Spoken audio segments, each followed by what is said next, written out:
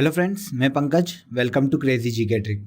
देखिए फ्रेंड्स, यहाँ पर हम पॉलिटी की टेस्ट सीरीज को डिस्कस कर रहे हैं, जिसमें हमने 3 टॉपिक को डिस्कस कर लिया है। भारत का संवैधानिक विकास, संविधान सभा और संविधान के स्रोत।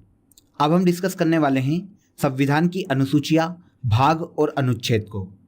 देखिए दोस्तों, इस टॉपिक को हम 2 पार्ट में डिवाइड करके पढ़ेंगे। पहले पार्ट में हम संविधान की अनुसूचियों को डिस्कस करेंगे और दूसरे पार्ट में संविधान के भाग और अनुच्छेद को डिस्कस करेंगे। तो चलिए, सबसे पहले हम संविधान की अनुसूचियों से रिलेटेड जितने भी क्वेश्चन एग्जाम में पूछे जाते हैं उन पर डिस्कस कर लेते हैं। सबसे पहला क्वेश्चन देखिए, वर्तमान में भारतीय संविधान में कुल कितनी अनुसूचियां हैं? तो देखिए, अगर हम भारतीय संविधान की बात करें तो भारत के संविधान में वर्तमान में 12 अनुसूचियां हैं। इसके अलावा भारत का संविधान 22 भाग और 395 आर्टिकल में डिवाइड है। क्लियर? तो चलिए, अब मैं आपको 12 अनुसूचियों के बारे में थोड़ी सी डिटेल समझा देता हूं, ताकि हमें इस चैप्टर के क्वेश्चन में कोई भी दिक्कत ना आए। तो देखिए, अगर हम भारत के संविधान की अनुसूचियों की बात करें तो पहली अनुसूची में भारत के राज्य और केंद्र शासित प्रदेशों का उल्लेख किया गया है। देखिए, अगर कोई भी भारत के संविधान को स्टडी करे तो सबसे पहली अनुसूची में उसको भारत के बारे में पता चले कि भारत में कितने राज्य हैं और कितने केंद्र शासित प्रदेश हैं। तो इसीलिए भारत के संविधान की पहली अनुसूची में भारत के राज्य और केंद्र शासित प्रदेशों का उल्लेख किया गया है। अब देखिए, क्वेश्चन कभी ऐसा भी पूछा जा सकता है कि अगर भारत में कोई भी नया राज्य गठित किया जाता है या 2 राज्यों को मर्ज किया जाता है तो संविधान की कौन सी अनुसूची को चेंज किया जाएगा? तो याद रखिएगा, संविधान की पहली अनुसूची में बदलाव होगा अगर भारत में कोई भी नया राज्य जुड़ता है या नया केंद्र शासित प्रदेश बनता है। इसके अलावा देखिए, भारत की दूसरी अनुसूची में भारत के जो उच्च संवैधानिक पद हैं उनके वेतन और भत्तों का उल्लेख किया गया है। आप यहाँ पर भत्तों को छोड़ दीजिए, केवल वेतन को याद रखिए। तो भारत के जितने भी उच्च संवैधानिक पद हैं, राष्ट्रपति, उपराष्ट्रपति, ऐसे जितने भी उच्च संवैधानिक पद हैं, उनके वेतन और भत्तों का उल्लेख संविधान की दूसरी अनुसूची में किया गया है।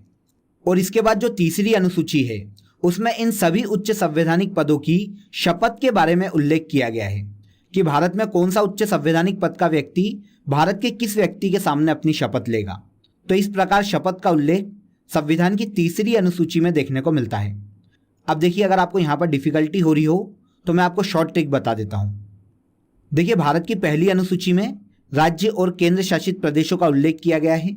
सबसे पहले आपको बता दिया गया कि भारत में राज्य और केंद्र शासित प्रदेश कैसे हैं। क्लियर? अब उनमें व्यक्तियों को अपॉइंट करना है। तो सबसे पहले आप किसी भी व्यक्ति को जब अपॉइंट करोगे तो उससे वेतन की बात करोगे। तो दूसरी अनुसूची में वेतन का उल्लेख देखने को मिलता है।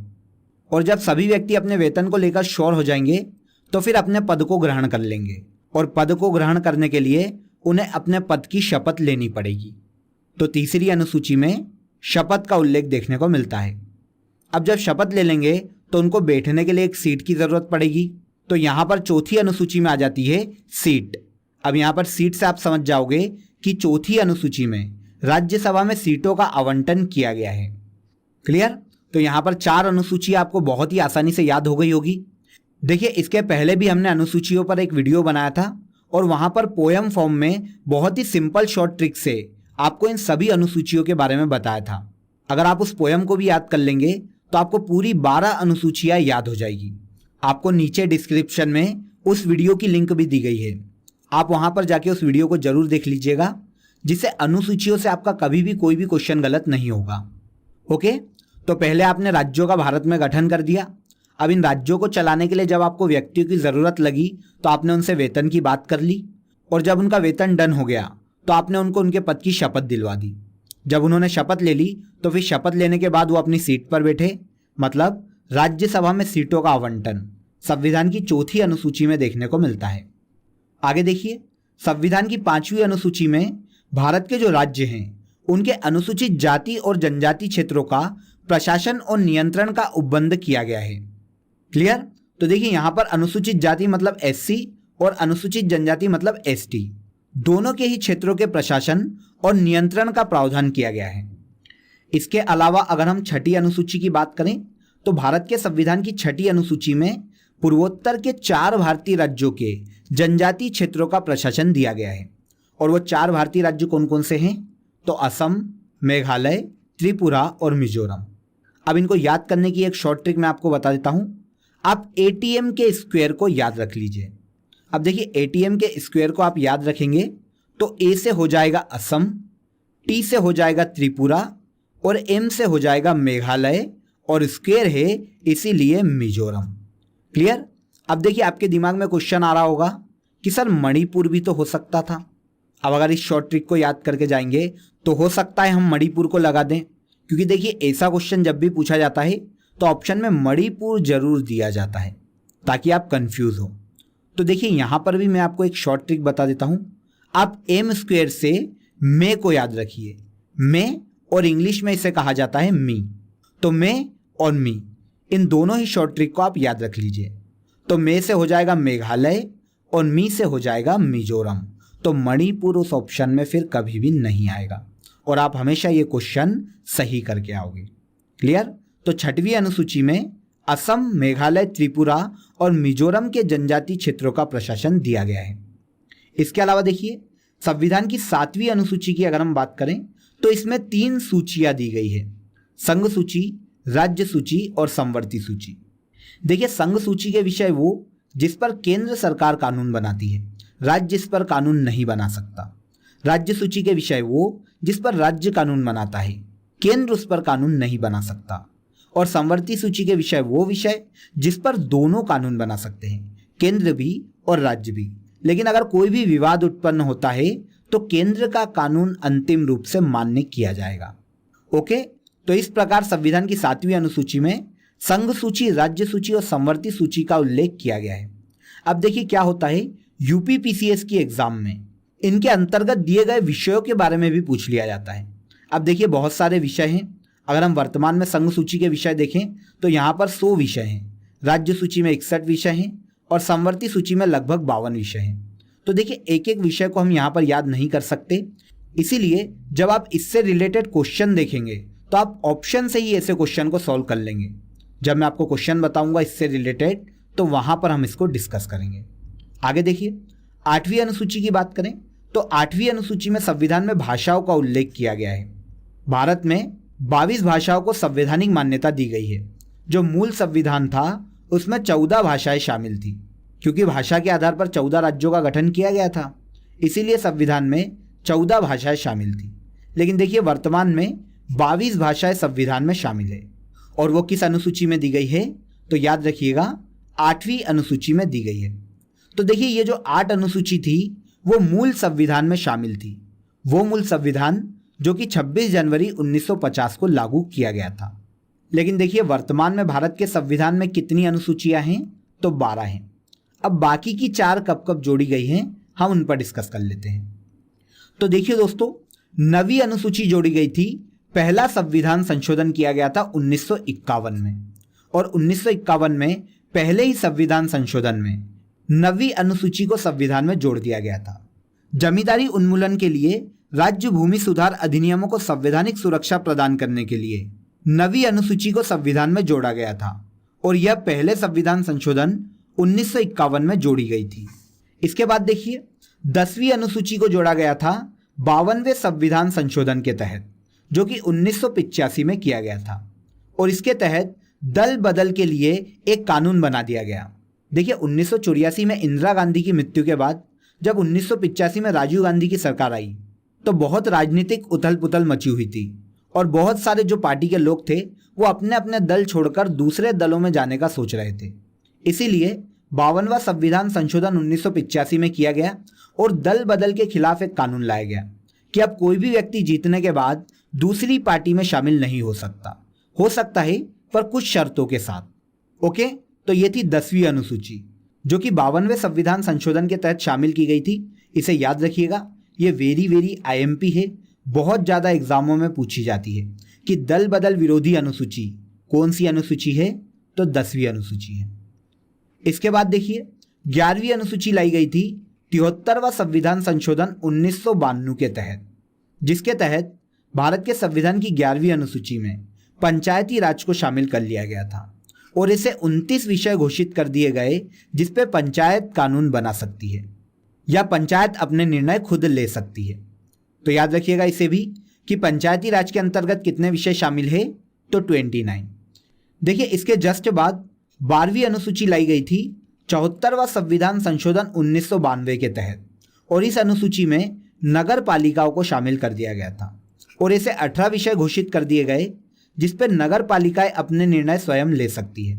ओके, तो इस प्रकार वर्तमान में संविधान में कुल कितनी अनुसूचियां हैं? 12 अनुसूचियां। आई होप आपको सभी अनुसूचियां समझ में आ गई होगी। देखिए अगर आप इस टॉपिक को डिटेल में पढ़ना चाहते हैं तो इसकी एक ऑडियो क्लिप मैंने बना रखी है जिसकी लिंक आपको नीचे डिस्क्रिप्शन में दी गई है, आप उस ऑडियो को जाके सुन लीजिए। तो इस टॉपिक से रिलेटेड जितने भी आपके डाउट हैं वो सभी वहां पर आपके क्लियर हो जाएंगे। ओके, चलते हैं हम क्वेश्चन पर।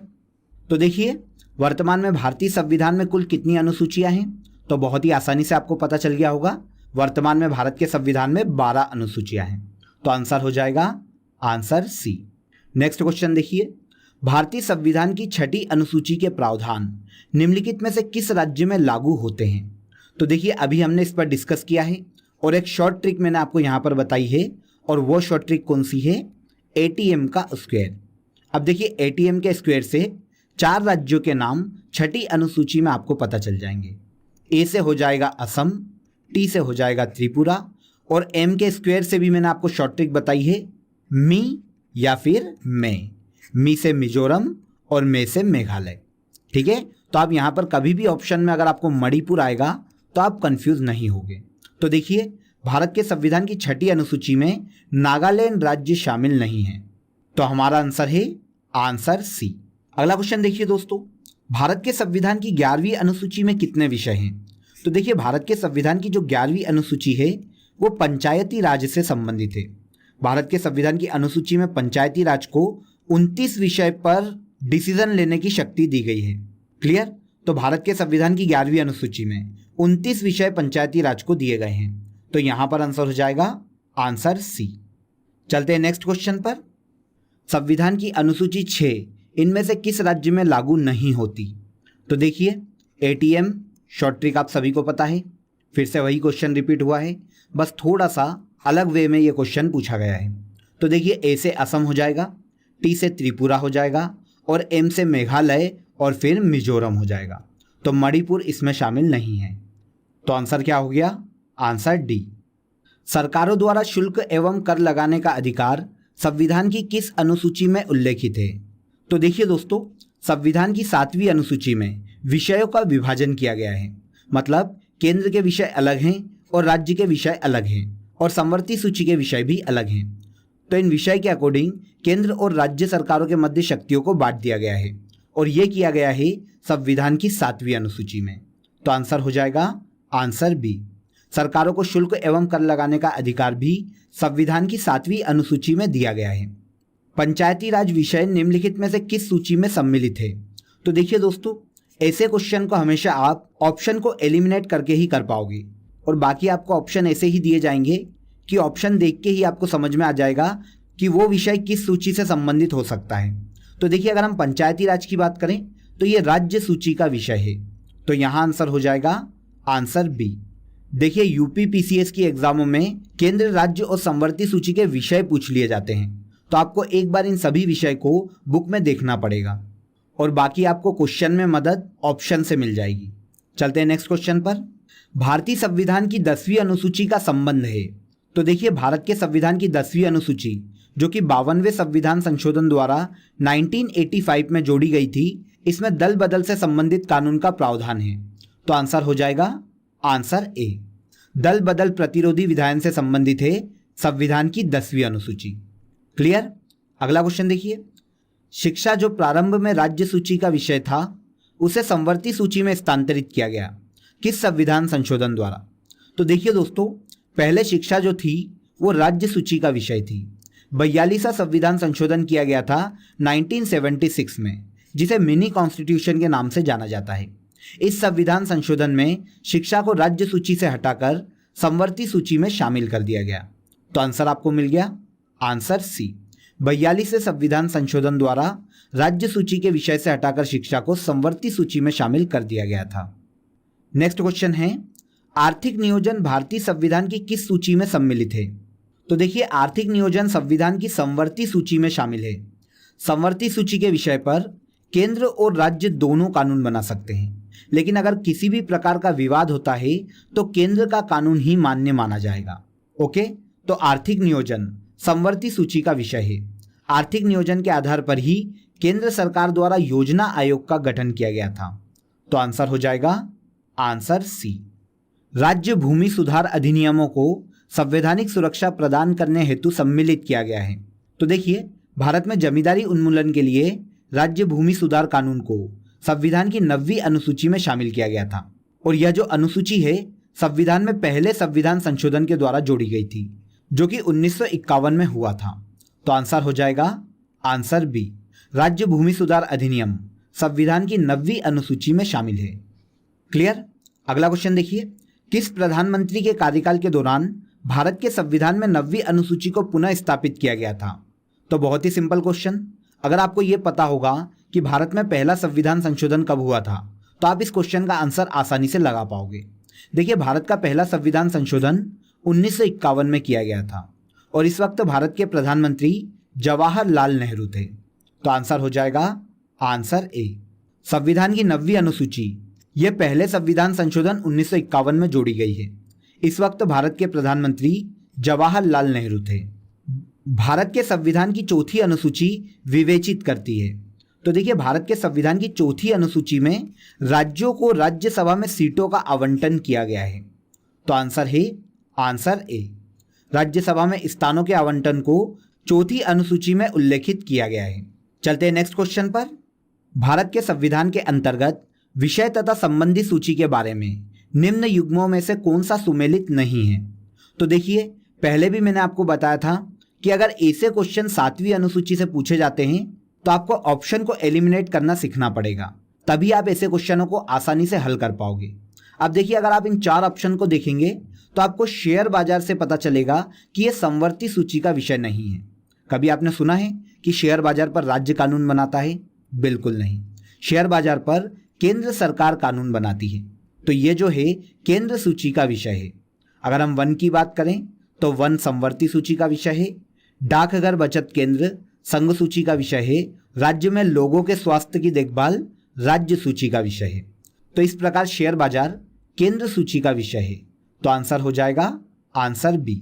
ओके, तो देखा फ्रेंड्स आपने, अगर आप ऑप्शन को ध्यान से पढ़ोगे तो ऐसे क्वेश्चनों को आप सभी बहुत ही आसानी से हल कर लोगे।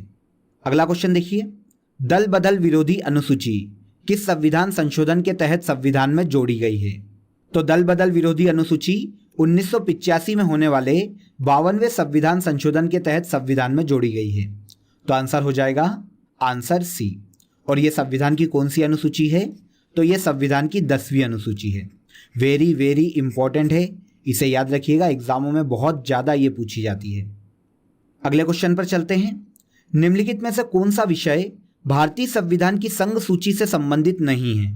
तो देखिए, फिर से आपको यहाँ पर ऑप्शन को ही देखना पड़ेगा। देखिए, अगर हम कृषि को देखें तो आपको पता चलेगा कृषि जो है वो राज्य सूची का विषय है।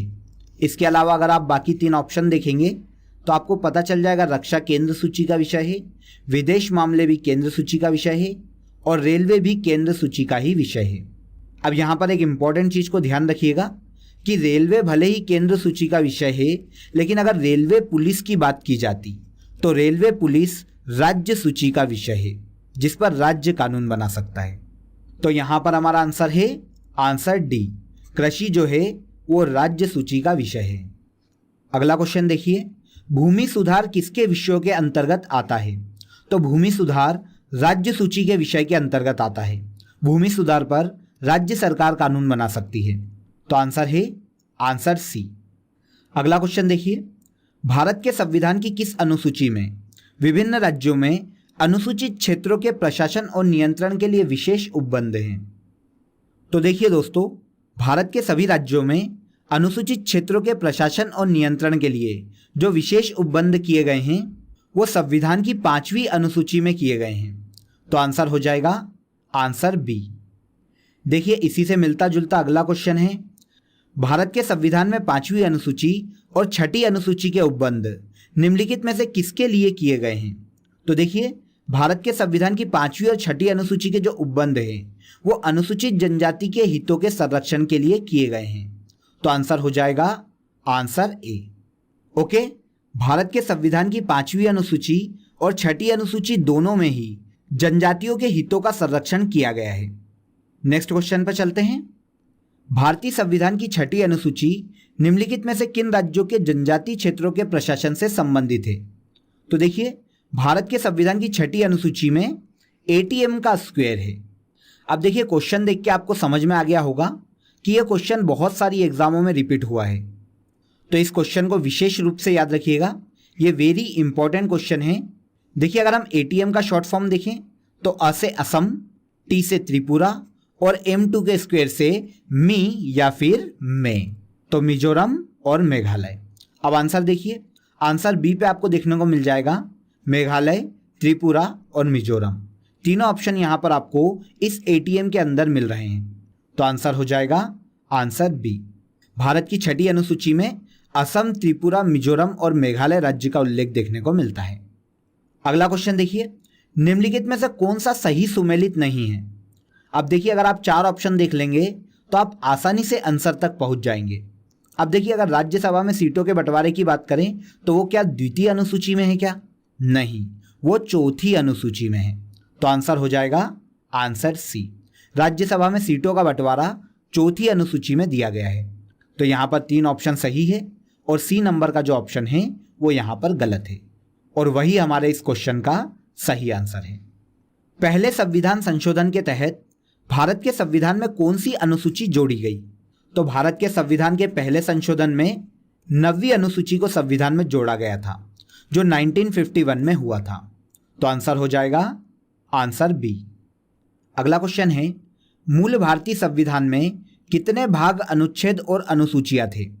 तो देखिए, मूल भारतीय संविधान की बात की जा रही है, मतलब वो संविधान जो कि 26 जनवरी 1950 को लागू किया गया था।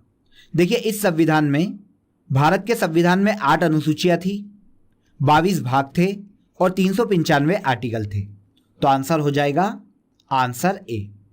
मूल भारतीय संविधान में 22 भाग, 395 आर्टिकल और 8 अनुसूचियां थी, जो कि वर्तमान में बढ़कर 12 हो गई है। नेक्स्ट क्वेश्चन देखिए, 11वीं अनुसूची किस संविधान संशोधन के तहत जोड़ी गई है? तो भारत के संविधान में 11वीं अनुसूची, जो कि पंचायती राज से संबंधित है, यह 73वें संविधान संशोधन 1992 में जोड़ी गई थी, तो आंसर हो जाएगा आंसर ए। अगले क्वेश्चन पर चलते हैं। 12वीं अनुसूची किस संविधान संशोधन के तहत जोड़ी गई है?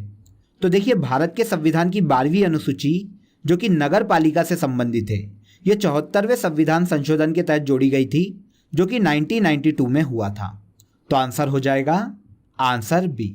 12वीं अनुसूची, जो कि भारत के संविधान की आखिरी अनुसूची है, 74वें संविधान संशोधन 1992 में जोड़ी गई थी। लास्ट क्वेश्चन देखिए, संविधान की किस अनुसूची में शपथ का उल्लेख किया गया है? तो देखिए, मैंने आपको यहाँ पर अनुसूची में शॉर्ट ट्रिक बताई थी। दूसरे नंबर पर दिया गया है वेतन। जब आपसे वेतन की डील हो जाएगी और वेतन कंफर्म हो जाएगा, उसके बाद ही आप जॉब ज्वाइन करोगे और फिर आप अपने जॉब की शपथ लोगे, तो तीसरी अनुसूची में संविधान में शपथ का उल्लेख किया गया है, तो आंसर हो जाएगा आंसर बी। ओके दोस्तों, तो बहुत ही सिंपल शॉर्ट ट्रिक से और बहुत ही सिंपल वे में मैंने आपको भारत के संविधान की अनुसूची से रिलेटेड जितने भी क्वेश्चन पूछे जाते हैं उन सभी के बारे में बताया है। तो चलिए अब हम 2020 के 10 इंपॉर्टेंट करंट अफेयर्स पर डिस्कस कर लेते हैं। पहला इंपॉर्टेंट करंट अफेयर्स देखिए दोस्तों, मित्र शक्ति युद्धाभ्यास किन 2 देशों के मध्य आयोजित किया जाता है? तो देखिए, मित्र शक्ति युद्धाभ्यास भारत और श्रीलंका की सेना के मध्य में आयोजित किया जाता है। सेकंड देखिए, विमेन T20 वर्ल्ड कप 2020 किस देश ने जीता? तो देखिए, 2020 का women T20 world cup Australia की महिला टीम ने जीता था। किस पैरा एथलीट हाई जंपर को 2020 में राजीव गांधी पुरस्कार दिया गया? तो देखिए, 2020 में 5 खिलाड़ियों को राजीव गांधी पुरस्कार दिया गया था, जिसमें से मरियप्पन थंगावेलु यह पुरस्कार पाने वाले पैरा एथलीट हाई जंपर थे। आगे देखिए, पद्म पुरस्कार से सम्मानित किस वायलिन वादक का हाल ही में निधन हुआ है? तो देखिए दोस्तों, TN कृष्णन, जो कि भारत के एक प्रसिद्ध वायलिन वादक थे, इनका हाल ही में निधन हो गया है। भारत का पहला टायर पार्क किस राज्य में स्थापित किया जाएगा? तो भारत का पहला टायर पार्क भारत के पश्चिम बंगाल राज्य में स्थापित किया जाएगा। ट्रेनों में महिला यात्रियों की सुरक्षा के लिए भारतीय रेलवे द्वारा कौन सी पहल शुरू की गई है? तो देखिए दोस्तों, ट्रेनों में महिला यात्रियों की सुरक्षा के लिए भारतीय रेलवे द्वारा मेरी सहेली कार्यक्रम की शुरुआत की गई है, जो कि ट्रेनों में महिला यात्रियों की सुरक्षा से संबंधित है। अगस्त 2020 में भारत के किस पूर्व उपराष्ट्रपति का निधन हुआ है? तो देखिए, अगस्त 2020 में भारत के 13वें राष्ट्रपति रह चुके प्रणब मुखर्जी का निधन हो गया था। सना मारिन किस देश की सबसे युवा प्रधानमंत्री बनी है? तो सना मारिन विश्व में सबसे युवा प्रधानमंत्री है फिनलैंड देश की। जब यह फिनलैंड की प्रधानमंत्री बनी तब इनकी उम्र मात्र 34 वर्ष थी, जो कि विश्व की सबसे युवा प्रधानमंत्री है। अगला देखिए, overdraft saving the Indian saver किसकी पुस्तक है? तो देखिए, लास्ट टॉपिक में यह क्वेश्चन मैंने आपसे पूछा था। तो overdraft saving the Indian saver Urjit Patel की पुस्तक है, जो कि भारत के पूर्व आरबीआई गवर्नर रह चुके हैं। क्लियर? तो देखिए, आज का आपके लिए क्वेश्चन है कि एक मास्क अनेक जिंदगी योजना किस राज्य सरकार की योजना है? तो यह क्वेश्चन आप कमेंट करके ज़रूर बताइएगा कि एक मास्क अनेक जिंदगी योजना भारत के किस राज्य सरकार की योजना है। ओके, तो फ्रेंड्स, यहाँ पर हमने संविधान की अनुसूचियों को और उनसे रिलेटेड जितने भी क्वेश्चन हमसे एग्जाम में पूछे जाते हैं उन सभी पर हमने डिस्कस किया है। तो अगले वीडियो में फ्रेंड्स हम इसी टॉपिक को कंटिन्यू करेंगे और संविधान के भाग और महत्वपूर्ण अनुच्छेदों को डिस्कस करेंगे। तो फ्रेंड्स, अगर आपको ये वीडियो पसंद आया हो तो वीडियो को लाइक करें, शेयर करें और हमारे चैनल को सब्सक्राइब करना ना भूलें। आपसे फिर मुलाकात होगी नेक्स्ट वीडियो में। बने रहिए हमारे साथ। जय हिंद।